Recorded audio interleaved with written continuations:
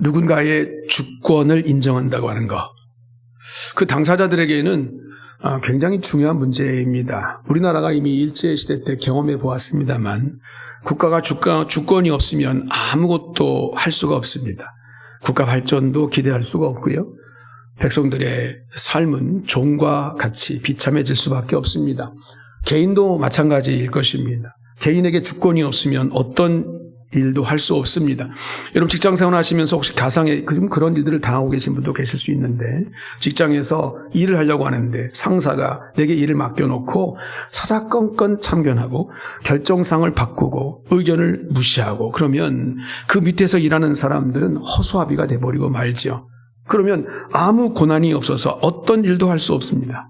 그리고 그 직장에 계속 다니는 것도 참으로 고통스러운 시간이 되고 말 것입니다. 아무런 존재감이 없어서 육체적으로 정신적으로 비참해질 수밖에 없을 것입니다. 그래서 인격이 있는 존재는 주권이 참 중요한 것입니다. 하나님은 여러분을 사랑하십니다. 할렐루야. 늘 고백할 수 있기 바랍니다. 하나님 나를 사랑하십니다. 하나님 나를 축복하십니다.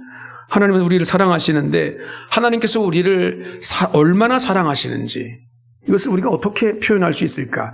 한두 가지로 설명할 수는 없지만 그중에서 첫 번째로 꼽을 수 있는 것이 바로 이 주권의 문제입니다. 하나님은 우리에게 주권을 주셨습니다. 그 주권을 주신 것이 문제가 됐죠. 인간이 타락했습니다. 그래서 주권이라고 하는 것을 잘못 사용했습니다만 그러나 그렇다고 해서 하나님이 내게 주신 주권을 없애고 타락하지 않게 되어서 또 나름대로 인간다운 삶을 살겠다고 한다면 여러분 우리는 결국 강아지처럼 애완견 수준의 삶을 살아가게 될 수밖에 없었을 것입니다. 비록 타락해서 많은 고난을 우리가 만나게 되고 결국 이것이 죽음이라는 고통도 맛보고 있지만 그렇다고 주권과 바꿀 수는 없습니다. 하나님께서 우리 인간에게 주권을 주신 것은 놀라운 일이고 또 우리 인간에게 주신 축복 중에 가장 큰 축복인 줄로 믿습니다. 이런 권력이라는 것은 자식과도 나누지 않는다는 말이 있습니다. 하나님은 오직 당신의 주권을 당신께서 창조하신 피조물에게 나눠주셨어요. 분명히 주권을 가진 인간은 창조자이신 하나님을 향해서 반항을 하고 때를 따라서는 대들기도 하고 불순종하고 타락하기도 하고 그럴 텐데 왜 하나님은 그럴 것을 뻔히 알면서 인간에게 당신의 주권을 나누어 주셨을까라는 생각을 해봅니다. 답은 하나입니다. 우리를 너무나 사랑하시기 때문입니다. 얼마나 사랑하시는지 타락해서 그 주권을 거의 다 상실했음에도 불구하고 하나님은 그 주권을 다시 회복시켜 주시려고 당신께서 친히 인간의 몸을 입으시고 이 땅에 오셔서 모진 고문과 고통을 당하시다가 십자가에 죽으시면서까지 우리를 사랑하신 모습, 예수 그리스도의 십자가의 은혜를 우리 가운데 허락해 주셨습니다. 이것이 바로 우리를 향한 하나님의 사랑의 모습인 줄로 믿습니다. 그렇다면 오늘 우리는 이렇게까지 사랑하셔서 다시 주권을 회복시켜 주시고 당신의 자녀로 하여금 하나님의 그 은혜를 주신 그 하나님 놀라운 사랑 앞에 여러분 우리는 과연 하나님을 얼마나 의지하고 하나님의 주권을 세워드리고 있는가 생각해 보면 안타깝게도 우리 인간은 그렇지 못한 것 같습니다. 우리가 하루하루 살아가는 우리의 일상을 보십시오. 우리의 삶의 내용들을 보십시오. 오직 우리는 나 자신을 세우기에 바쁩니다. 그 일에 골몰합니다. 자신의 영광과 권위를 세우는 일에만 매달리고 있습니다. 하나님 나를 통해 영광 받으시옵소서. 하나님 나를 통해 주님의 주권이 높아지기를 원합니다. 여러분 이런 소망을 가지고 그렇게 신앙생활 하시는 분들이 그렇게 많아 보이지 않습니다. 하나님은 어떠실까라는 생각을 해봅니다. 하나님의 주권은 과연 누가 세워줄 것인가? 하나님은 누가 찬양한다고 기뻐하시고 누가 권위를 주신다고 해가지고 권위가 높아지는 그런 분이 아니십니다. 그분은 그 상태 자체로 최고의 기쁨과 최고의 권위로 충만하신 완전하신 하나님이십니다. 그럼에도 하나님은 당신께서 주신 이 주권을 주신 사람으로부터 그 주권을 인정받기를 기뻐하신다는 거예요. 마치 이것은 부모가 자녀로부터 효도를 받을 때 기쁨이 충만하죠. 자녀가 부모를 높여줄 때 부모는 행복합니다. 그것처럼 아버지 하나님께서 당신의 자녀들로부터 주권을 인정받기를 하나님은 기뻐하신다는 겁니다. 하나님이 우리를 통해서만 주권이 세워지는 것이 아니고 또 굳이 우리를 통해서 주권을 세우실 필요도 없겠습니다만, 그러나 하나님은 이 땅에 우리를 만드셨고 하나님의 영으로 우리를 창조하셔서 우리를 통해서 하나님의 자녀가 되게 해주셨고, 그 주권이 하나님의 자녀인 우리를 통해서 세워지기를 원하신다라는 거예요. 그리스도의 삶, 우리는 예수를 믿고 살아가는 이 땅의 삶의 모습 속에서 삶의 철학이라는 것이 세상 사람과는 다릅니다. 오늘 우리 그리스도인의 삶의 철학은 오직 여호와를 인정하는 데서부터 출발하는 줄로 믿습니다. 개인의 삶이나 가정 그리고 국가에 어떤 일이 일어나든지 간에 그곳에 하나님의 시선이 거기에 머물고 있습니다. 하나님은 하나님의 나라에만 높이 하늘에만 계신 분이 아니십니다. 지금도 하나님은 여기에 우리와 함께 계십니다. 하나님은 우리의 삶에 관심을 가지고 계시죠. 또한 깊이 간섭하십니다. 어떻게 생각하십니까? 하나님이 나의 삶에 관계하고 싶어, 관심을 가지고 계시고 관여하고 싶어 하신다는 것. 여러분, 그것을 인식하고 인정하는 것이 하나님의 주권을 세워드리는 것입니다. 인간의 신체 중에 가장 중요한 것이 어디일까요? 머리, 가슴입니다. 다 중요하지만 머리와 가슴이 제일 중요한 것처럼 영적으로 볼 때도 마찬가지, 가장 보호받고 성장해야 될 것이 우리의 마음과 생각입니다. 생명의 근원이신 하나님께서 우리의 마음과 생각을 통해서 역사하시기 때문입니다. 하나님을 의지하고 하나님의 주권을 세워드리는 것 또한 마음과 생각을 통해서 출발하는 거죠. 그러니까 여러분의 마음과 생각이 세상적인 것 그리고 악한 것들에 의해서 점령당하지 않도록 조심해야 될 것. 여러분, 이것이 하나님의 주권 안에 있는 자들의 모습일 것입니다. 오늘 본문은 우리의 마음과 생각이 항상 여호와의 주권을 인정할 수 있도록 오늘 우리에게 두 가지의 원리를 제시하고 있습니다. 그 첫 번째는 하나님을 의지하는 것입니다.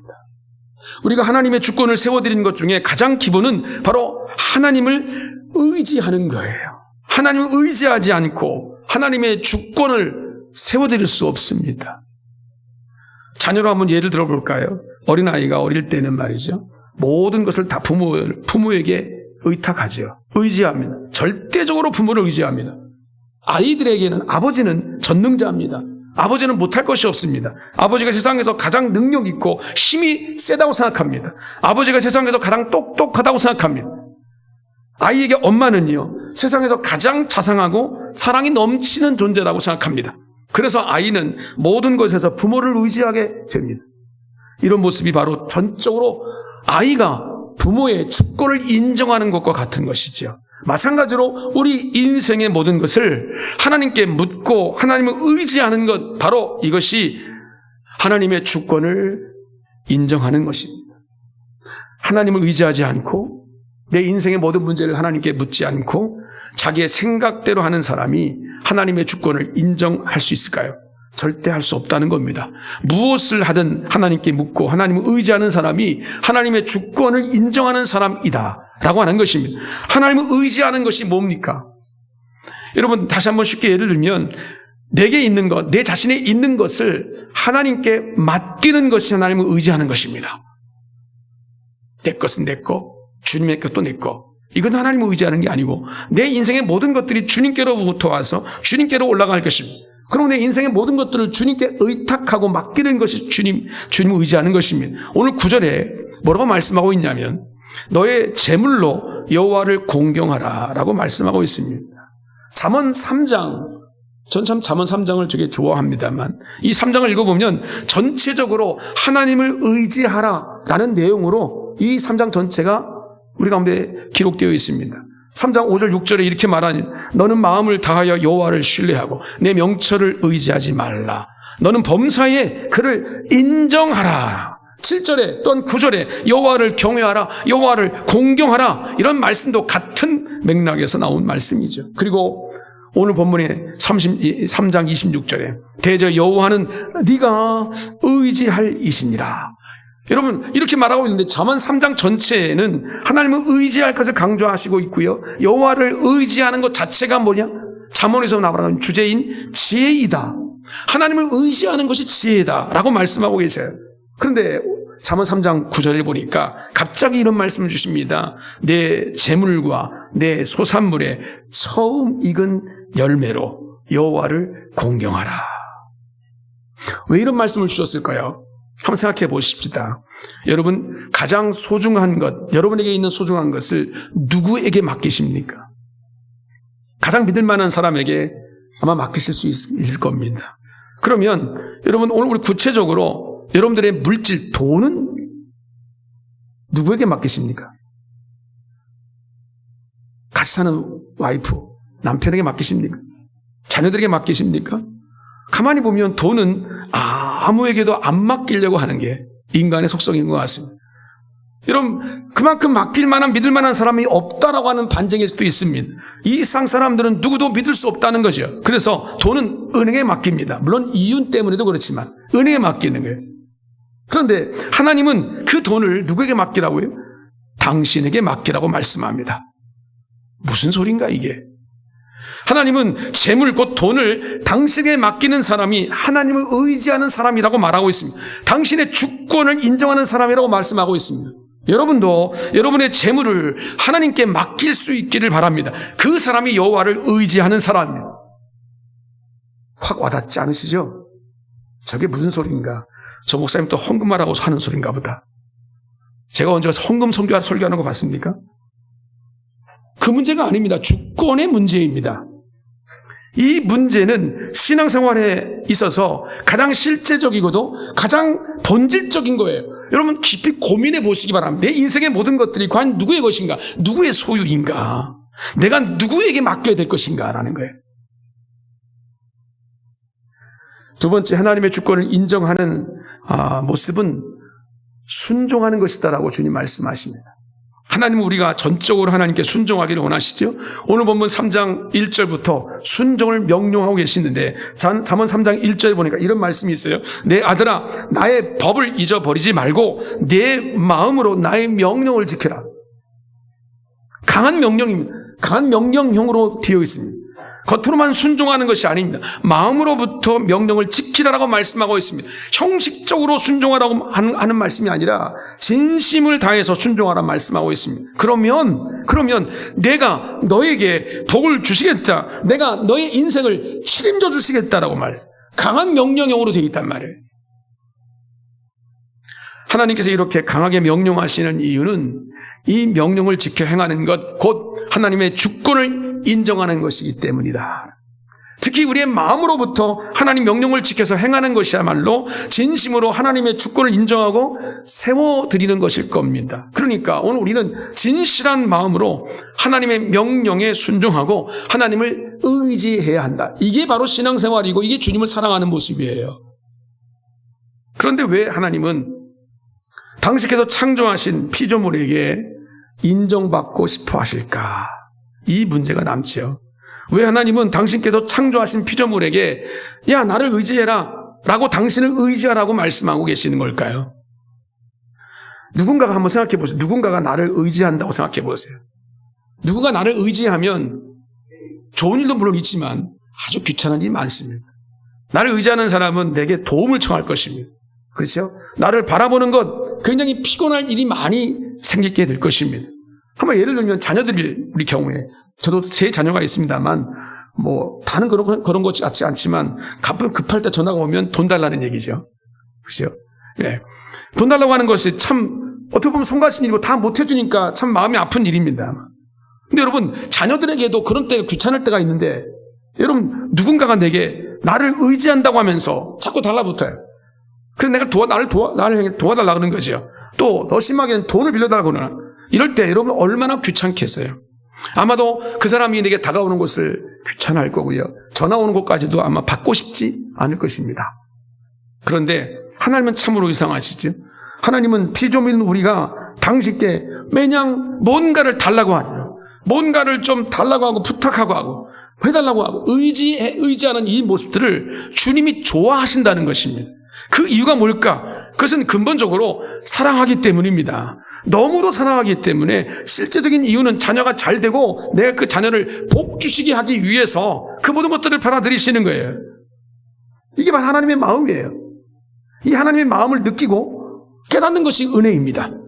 이 하나님 마음을 아는 사람은 하나님의 주권을 인정하는 삶을 살아가도록 되어 있어요. 내 모든 것들이 하나님의 소유입니다. 나의 삶의 모든 것들이 하나님께로부터 주어지고 하나님께서 원하시는 디자인대로 하나님의 소망과 비전대로 이끌어갈 것입니다. 인생의 방향성이 분명히 정해지게 되어 있잖아요. 그것이 바로 하나님의 주권을 인정하는 삶이죠. 이러한 은혜가 여러분 가운데 있어지기를 주의 이름으로 축복합니다. 그러면 하나님을 의지하고 그 명령에 순종하면 우리에게 어떤 유익이 있을까? 성경은 그것을 말씀하고 있습니다. 세 가지로 그 유익을 한번 정리해 보겠습니다. 첫 번째, 우리 영혼의 생명을 하나님께서 보존해 주십니다. 오늘 22절을 보면 그리하면이라는 말로 21절 말씀과 연결시키고 있는데 앞에서 말씀드리는 내용이 뭐냐면 지혜입니다. 따라서 지혜를 지켜 행하면이라는 말이 되는데 여기서 우리는 지혜라는 것이 다른 게 아니죠.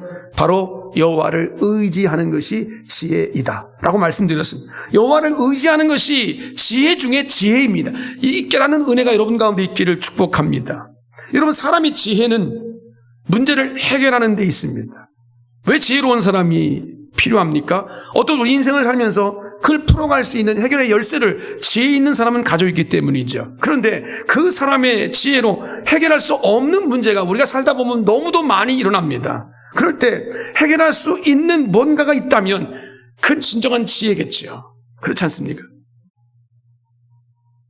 우리 아이들과 우리 청소년들과 함께 옛날에 한 두 번 간 날 방탈출이라는 데 한번 가봤어요. 기성세대는 잘 모르시죠? 청소년들은 아주 좋아하는 방탈출. 한 공간에다 이제 들어가요. 돈 주고 들어가는 거죠. 비싸요, 제법. 들어가가지고, 가둬 놓는 겁니다. 그리고 단서를 찾아가지고 그 방에서 빠져나오는 거예요. 방탈출. 저 같은 사람은 죽었다 깨는 못 빠져나옵니다. 단서를 못 찾습니다. 우리 젊은이들은 잘 찾아 나오더라고요. 그런데 하다 안 되면 거기 힌트가 있어요. 힌트. 찬스죠. 그 힌트를 보고 뭔가 그래 이렇게 하면 되겠구나라고 뭔가 그 지혜를 얻을 수 있는 소스를 거기다 제공해 주더라고요. 우리 인생이 아무리 어렵고 힘들어 보여도 하나님께서 우리 가운데 찬스를 주십니다. 우리에게 지혜라는 것은 바로 그것입니다. 하나님께 묻고 하나님을 바라보고 하나님을 의지하는 것, 이것이 지혜입니다. 그러면 하나님께서 우리 인생의 문제를 해결해 주실 줄로 믿습니다. 그 말씀이 바로 잠언 3장 22절 23절입니다. 하나님을 의지하는 그것이 내 영혼의 생명이 되어 내 목의 장식이 되리니 네가 내 길을 평안히 행하겠고 내 발에 거치지 아니하겠으며 라고 말씀합니다. 인생은 어떠한 문제라도 그 문제가 해결되어져야만 우리 마음이 편안하고 그렇죠, 기쁩니다. 문제가 해결되지 않으면요 고민되죠. 잠도 잘 못 잡니다. 아무리 맛있는 음식이 우리 앞에 있어도 먹을 수가 없어요. 그때 먹으면 체하죠. 소화불량이 일어납니다. 하나님을 의지하는 것이 우리 영혼의 생명이 된다라고 말씀하고 있지요. 오늘 우리가 하나님을 의지할 때 그것이 우리에게 내 목의 장식이 된다라고 말씀하고 계신데, 목의 장식이 된다는 것은 우리의 생명과도 연결되고 있다는 얘기입니다. 옛날 사람들은요 생명을 보호하기 위해서 목의 장식물을 이렇게 걸고 살았어요. 착용하고 살았어요. 그리고 거기다가 부적도 달아놓고요. 그러나 아마 옛날 많은 고대 근동대 이야기들을 많이 보셨을 겁니다. 그것이 유래가 돼가지고 여러분들이 지금 목에 걸고 다니는 목걸이가 생긴 거예요. 여러분 달고 다니는 목걸이는요 생명과도 관련되어 있는 것입니다. 여러분, 그만큼 하나님을 의지하는 자에게 하나님께서 생명의 보호자가 되어주신다, 내 목에 장식이 된다, 당신을 의지하는 자에게 너의 삶을 책임져 주시겠다라고 하는 약속인 줄로 믿습니다. 그렇다면 우리도 나를 보호해 주신 하나님의 주권을 좀 세워드려야 되지 않겠습니까? 이것이 하나님을 영화롭게 해드리는 것인데요, 이것이 하나님께 생명의 은혜를 입은 그리스도인이 살아가는 방식이 되는 거고 그것이 축복의 길이 되는 거거든요. 그러므로 사랑하는 성도 여러분, 이제 여러분들의 삶의 방식을 자기 중심적인 생활에서 좀 벗어나셔서 자기의 관심, 자기의 집중, 자기를 존중하고 이기적인 삶을 살아가고요, 이런 것에서 벗어나서 하나님 중심으로 좀 바꿔 보시기 바랍니다. 하나님 중심. 어떤 일을 해도 이 모든 일들이 하나님의 뜻이 무엇일까 생각해 보시기 바랍니다. 이 어떤 일 가운데 하나님이 기뻐하신 일이 무엇일까 한번 생각해 보시기 바랍니다. 하나님께 나에게 뭘 하라 하시는가 라는 것들을 생각해 보시기 바랍니다. 우리 인생의 중심을 하나님 중심으로 한번 바꿔보십시오. 그러면 하나님께서 여러분들의 삶을 보호해 주실 것입니다. 두 번째, 하나님을 의지하고 그 명령에 순종하면 오늘 성경에 말하는 편안한 잠이 예비되어 있다라고 말씀합니다. 사람이 바라는 복이 참 많죠. 그 많은 복 중에 잠을 잘 자는 복도 있습니다. 잠을 잘 잔다고 하는 것은 잠을 잔다고 이거 돈이 나오나 밥이 나오나 이렇게 말할 사람이 있어요. 그 잠을 줄여가지고 내가 뭘 해야 되지 이런 생각을 할 수가 있는데, 여러분 잠을 잘 잔다고 하는 것은 모든 면에 좋은 것입니다. 여러분 잠이 많은 것과는 좀 구별돼요. 잠을 잘 잔다고 하는 것은 내가 평안하다라는 얘기입니다. 여러분 불안한 사람은 잠을 잘 수가 없어요. 그렇지 않습니까? 뭔가 눌린 사람들은 잠을 제대로 잘 수가 없습니다. 잠언 3장 24절에 네가 누울 때에 두려워하지 아니하겠고 라고 말씀합니다. 하나님께서 보호해 주심으로 두려워할 일이 없다는 것입니다. 그래서 네가 누운즉 네 잠이 달리로다. 잠이 달다. 꿀잠을 잤다. 이런 얘기.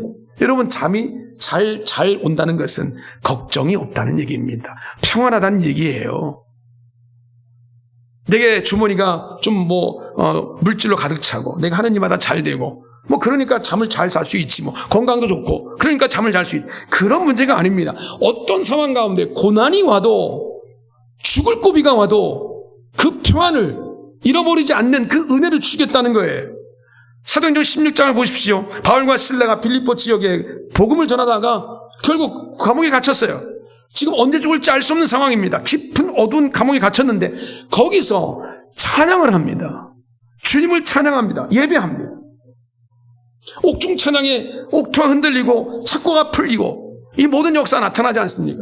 평안하지 않으면 여러분 어떻게 그 깊은 감옥에, 그것도 복음을 전하다가 하나님의 귀한 역사를 감당하다가 억울하게 잡혀가지고 지금 감옥에 갇혀서 매를 맞고 지금 착고에 갇혀가지고 미래를 알 수 없는 삶을 사는 사람들이 어떻게 찬양을 할 수 있습니까? 어떻게 잠을 잘 수가 있어요? 이것은 하나님의 주권과 보호하심을 신실하게 의지하는 자에게 주시는 하나님의 평안한 내적인 평안의 축복인 줄로 믿습니다. 어려운 상황 속에서도 여호와를 인하여 평안한 잠을 잘 수 있는 것, 이것은 여러분 정말 하나님을 의지하고 하나님을 사랑하는 사람들만 누릴 수 있는 특권이에요. 우리는 살면서 수많은 일을 당하잖아요. 얼마나 많은 교통사고로 참 아까운 인생들을 참 잃어버립니까? 또 요즘 전기차 화재 사고가 참 많고 화재 사고도 많고 말이죠. 묻지마 살인도 자꾸 늘어나는 것 같고 수많은 재난, 그런 고통을 우리는 만나고 삽니다. 불안해요. 지난주에 여러분 뉴스를 벌써 아셨죠? 송혜이라는 자매, 그 아버지가 25년 동안 잃어버린 딸, 갑자기 이 아이가 없어져 버렸어요. 1999년도. 그때부터 25년 동안, 여러분 제가 여기 서울 올라가가지고 딱 먼저 제일 본 곳이 그 현수막이었는데 이제 그 현수막을 뗄 때가 됐나 봅니다. 그 아버님이 교통사고로 그만 세상을 떠났지요. 이런 갑작스러운 일들이 우리 가운데 어떻게 벌어질지 모릅니다. 두려워할 수밖에 없는 상황들이 우리 앞에 놓여 있다는 것입니다. 근데 여러분, 하나님을 의지하는 자는 하나님께서 그 어떤 상황 속에서도 평안을 주신다라고 말씀하고 계십니다. 혹 이 땅에서 절망스러운 일이 우리 가운데 겪어진다 할지라도 살아계신 하나님께 소망을 두는 자는 미래에 대한 소망이 있기 때문에 하나님이 내게 주시는 평안을 맛볼 수가 있다. 그러므로 그 하나님을 의지해 그 하나님의 주권을 인정하는 삶을 살아라. 세 번째, 하나님을 의지하고 그 명령에 순종하면 궁극적으로 하나님의 보호하심이 있다라고 주님 말씀하십니다. 하나님은 자기를 신실하게 의지하는 자를 끝까지 보호하십니다. 이것은 하나님께서 오늘 우리를 두렵게 하고 힘들게 하는 대적들을 해결해 주신다는 약속이 포함되어져 있는 것입니다. 그러므로 우리의 의무는 끝까지 오늘 3장 26절에 말씀하고 있는 것처럼 여호와는 네가 의지할 이시라 내 발을 지켜 걸리지 않게 하시리라 라는 이 믿음을 지속적으로 가지고 있는 것이 우리가 해야 할 일이라는 거지요. 여기서 말씀하는 이 의지할 의지할, 이런 이 히브리어를 찾아보면 그 문자적 의미가 허리를 가리키고 있는 허리. 그래서 일부 학자들은 이 구절을 이렇게 읽습니다. 여호와는 너의 허리가 될 것이다 라고 직역합니다. 그만큼 하나님은 의지할 만한 능력자이시다 라는 것을 우리 가운데 보여주고 있는 거죠. 겉으로만 의지할 것이 아니고요, 어린 자녀가 부모를 전능자처럼 의지하듯이 그렇게 의심 없이 전적으로 신뢰하면서 의지해야 할 것입니다.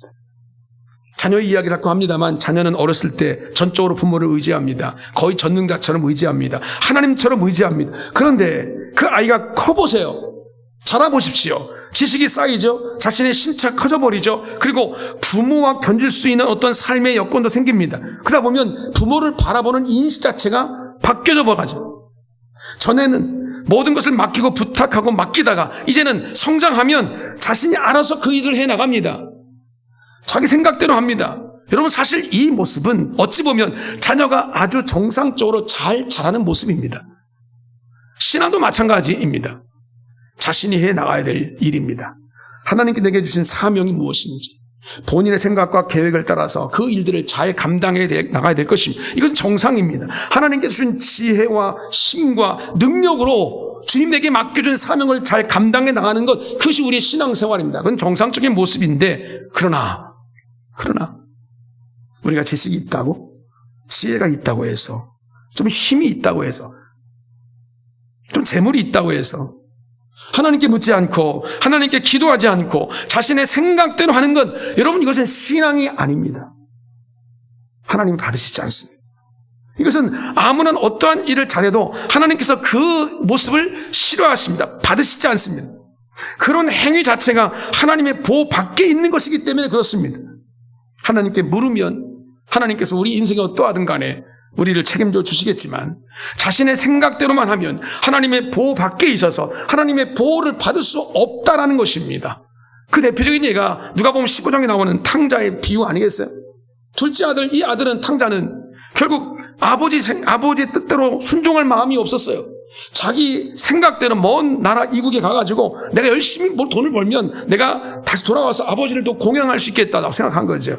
아버지의 생각을 듣지 않습니다. 아버지의 생각을 순종하지 않습니다. 아버지를 떠나버립니다. 아버지를 떠나면 그 인생은 하나님이 아버지께 보호받을 수가 없어요. 이것은 여러분, 우리 인생을 비유하는 그런 메시지이거든요. 하나님이 나의 주인이라는 주권의식을 인정하고 하나님을 의지하시길 바랍니다. 그러면 여호와께서 여러분의 손과 발을 지켜서 걸려 넘어지지 않도록 붙잡아 주실 줄로 믿습니다. 매 순간 여러분의 삶에서 내 인생의 주권은 하나님께 있다. 여러분, 이것을 나타내시길 바랍니다. 하나님 중심적인 삶을 사실 수 있길 바랍니다. 하나님, 이 모습을 주님이 기뻐하시겠습니까? 주님, 이것을 주님께서 원하시겠습니까? 하나님, 영광 받으시겠습니까? 내 모든 인생은 주님 앞에 있습니다. 하나님께 내 모든 인생의 문제들을 맡기고 주님을 의지하고 그때서 순종할 때 우리의 삶에, 우리의 인생은 반드시 승리의 삶으로 하나님께서 이끌어 주실 줄로 믿습니다. 하나님의 주권을 인정하고 주의 놀라운 예비된 승리를 맛보는 하나님의 백성들 되시기를 주님의 이름으로 축복합니다.